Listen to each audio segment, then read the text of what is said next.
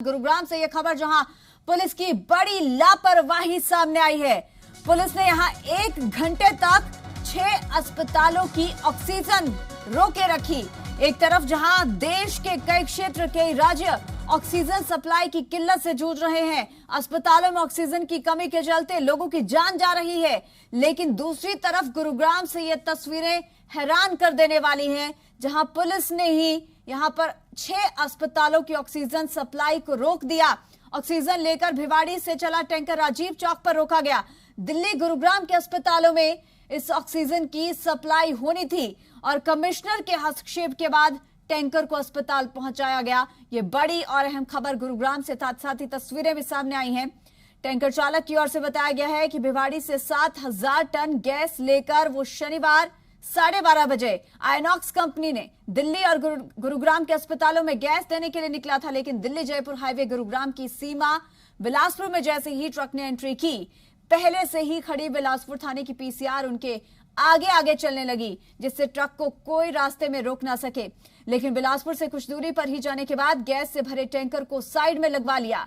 Tanker जैसे ही गुरुग्राम के राजीव चौक पर पहुंचा और वहां पर पहले से ही 2 पुलिस की पीसीआर मौजूद थी, उन्होंने गैस से भरे टैंकर को रोक लिया और अपने अधिकारियों से बात करने लगे।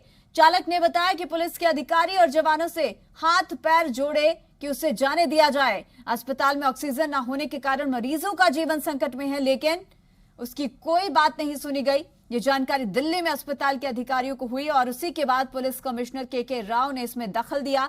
अधिकारियों को आदेश के बाद गैस से भरे टैंकर को तुरंत वहां से निकाला गया है। पुलिस की घनघोर लापरवाही गुरुग्राम में देखने को मिली।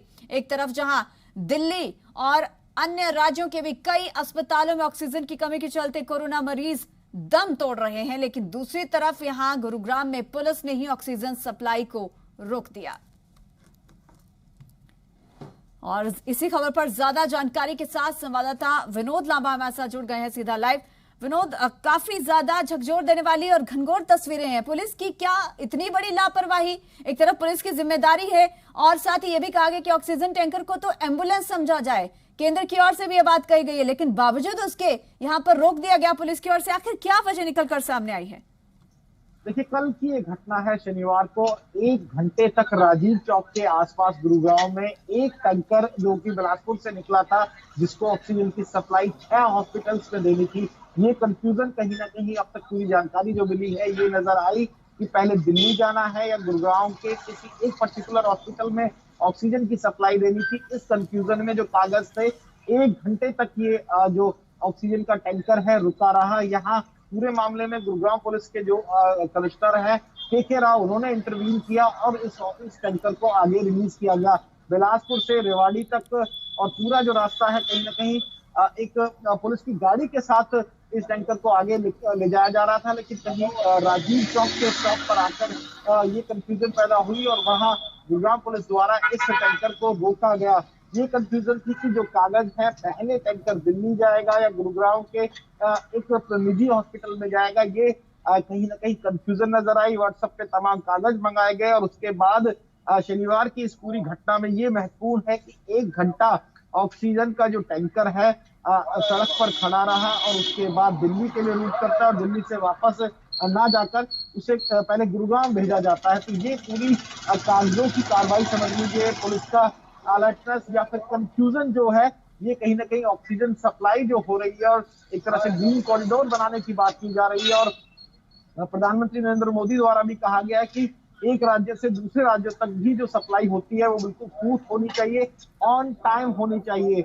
और मैं तमाम डॉक्टर से जो बात करता हूँ वो साफ तौर पर ये कहते हैं कि 10 मिनट की देरी कम से कम 100 मरीजों के लिए परेशानी खड़ी कर सकती है, क्योंकि सब हॉस्पिटल्स लगभग बिल्कुल डेडलाइन पे चल रहे हैं और उनमें जो ऑक्सीजन का कोटा था, यहाँ 6 हॉस्पिटल्स की सप्लाई के लिए बिलासपुर से निकला ऑक्सीजन का एक जो टैंकर है 1 घंटे तक राजीव चौक तक खड़ा रहता है और उसके बाद एसडीएम और तमाम अधिकारियों के साथ जो कागज पहुंचाए जाते हैं। ये पूरी घटना बताती है कि 1 घंटे की अगर देरी हुई, जो भी कंफ्यूजन हुई, पुलिस ने रोका तो आखिर क्यों रोका। बिल्कुल विनोद, और साथ ही इस तरह की घटना से ये भी समझ में आ रहा है कि आखिर ये कंफ्यूजन क्यों है। प्रशासनिक अधिकारी और सारी तमाम टीमें एक दूसरे के साथ उनका तालमेल क्यों नहीं है, आखिर क्यों नहीं समझ पा रही है। तो सभी जानते हैं कि ऑक्सीजन टैंकर जा रहा है, उसे रोकने की जरूरत नहीं है। और खुद जब केंद्र की ओर से ये बात स्पष्ट की जा चुकी है कि इसे एम्बुलेंस की तरह ही समझा जाए, तो आखिर पुलिस प्रशासन उसके बावजूद इस तरीके का कदम उठाए, ये अपने आप में ही चौंकाने वाला है।